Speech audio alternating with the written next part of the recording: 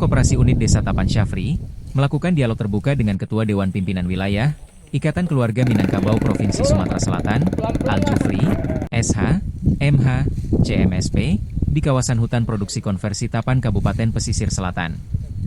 Dialog tersebut berlangsung ketika mereka mendampingi tim Brigade Harimau Gakum Provinsi Jambi dari Kementerian Lingkungan Hidup dan Kehutanan Wilayah 3 Sumatera, saat kunjungan investigasi terhadap dugaan pembakaran dan perambahan kawasan hutan secara ilegal. Dalam pertemuan tersebut, Syafri memaparkan persoalan serius yang dihadapi oleh anggota KUD Tapan, di mana lahan cadangan yang rencanakan untuk kebun plasma telah diperjualbelikan oleh oknum tertentu, meskipun statusnya masih merupakan hutan negara. Assalamualaikum warahmatullahi wabarakatuh. Pak Ketua KUD Tapan, M. Syafri.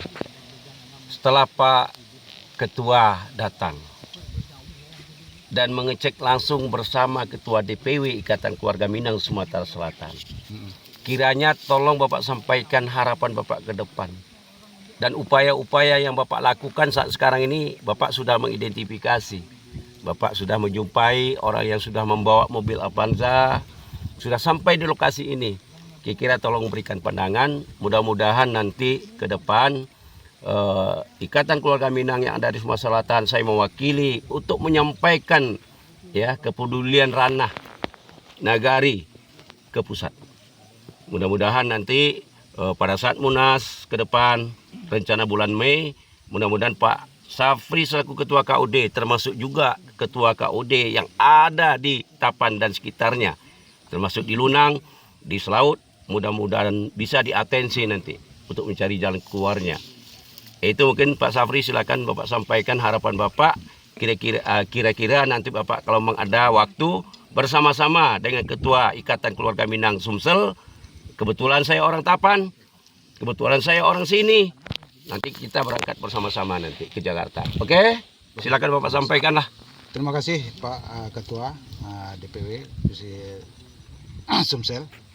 Yang mana laporan atau pemberitahuan kami, mohon kami kepada Bapak, karena kami selaku Ketua KUD punya anggota itu sangat lemah, tidak mampu menjangkau di pihak-pihak mana masalah hutan ini.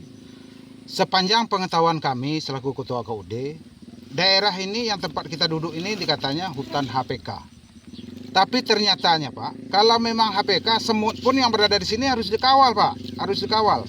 Kepada pihak pemerintah tolong tuh, harus dikawal, dan kalau memang itu dilarang untuk digarap, ya tolong usir semuanya. Jangan ada tumbang pilih.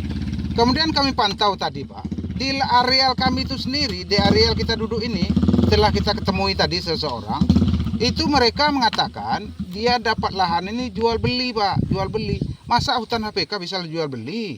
Ini yang kami pertanyakan, kami laporkan, memberitahu kepada Bapak bagaimana jalan keluarnya. Kalau memang ini bukan lahan HPK, jangan ditangkap orang-orang yang garap di sini Pak. Oke Pak Ketua, saya juga bisa menangkap.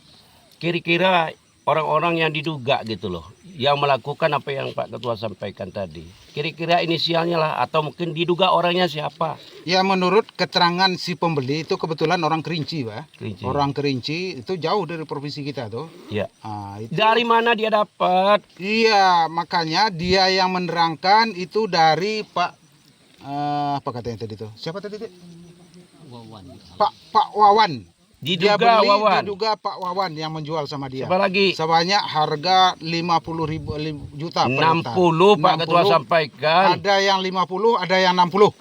Itu yang saya dapat dari Selain mereka. Wawan yang diduga, kira-kira siapa lagi? Ada Masa Pak Ketua lama di Tapan ini nggak tahu? Ada menurut keterangan, ada juga dari Pak Ladin katanya. Kalau kami kan nggak kenal, orang-orang itu nggak tahu. Pak Ladin ada. Ini Pak kebun siapa Anas, ini di belakang Pak Ketua ini? Kalau ini nampaknya Pak, setahu kami ini orang-orang dari luar juga Pak. Di mana kampungnya? Orang Pasaman katanya. Tapi alhamdulillah sampai saat ini orang ini Orang saya- Pasaman bisa datang ke sini Nah, di itulah. HPK. Itulah yang saya tahu kan. Saya beritahu kepada Bapak itu. Mudah-mudahan Pak Ketua. Ada lagi yang aneh Pak. Siapa lagi? Ada yang lagi yang aneh. Ada kelompok-kelompok yang ingin menyelesaikan secara hukum sampai sekarang belum dapat Pak. Ya insya Allah. Nah, belum dapat. Kemudian ada pun sesuara baik mereka untuk menggarap lahan HPK ini, mengikuti prosedur, itu diserang dengan masyarakat-masyarakat yang tidak jelas. Ya. Nah, kemudian ada lagi Pak, kalau memang ini HPK, kenapa ada surat dari tokoh adat? Ah, ini 5.000 di sini, Pak. 5.000. Entah untuk dijual, entah untuk apa, kami nggak tahu. Jadi kerapatan adat mana yang mengeluarkan surat 5.000? Kerapatan adat Tapan. Di lokasi ini? Iya, di lokasi ini. Ada bukti mas saya. Nauzubillah. Ini yang bingung kami. Mau HPK, tentu dengan pemerintah kami minta izin. Nauzubillah. Ah. Nauzubillah. Cuman itu yang dapat saya terang, Pak. Kalau memang mau surat tuh, nanti saya serah kepada Bapak. Tolong Bapak Pak Ketua KUD, Pahami. nanti dengan tokoh-tokoh yang ada di sini, kita minta nanti orang-orang yang diduga melakukan tindakan yang disampaikan oleh Pak Ketua tadi, mudah-mudahan nanti bisa ditindaklanjuti oleh instansi terkait. Oke? Menanggapi hal tersebut, Al-Jufri menyatakan keprihatinan mendalam. Ia menekankan pentingnya memperjuangkan hak masyarakat lokal dan menjaga legalitas pengelolaan lahan. Ia juga menyebutkan bahwa persoalan ini tidak bisa dianggap sepele. Dia berencana akan membawa persoalan tersebut ke tingkat nasional untuk mendapatkan perhatian secara menyeluruh. Keduanya juga menyoroti munculnya surat penyerahan lahan seluas 5.000 hektare yang diduga dilakukan oleh oknum kerapatan adat Tapan tanpa pelibatan penghulu suku secara sah. Dalam dialog, Syafri dan Al-Jufri sepakat bahwa permasalahan ini tidak hanya soal lingkungan, tetapi juga menyangkut keadilan sosial bagi masyarakat adat dan petani lokal. Sebagai tindak lanjut, keduanya mendorong pemerintah pusat dan daerah untuk segera menertibkan kawasan tersebut dan menindak pelaku perambahan secara adil dan profesional.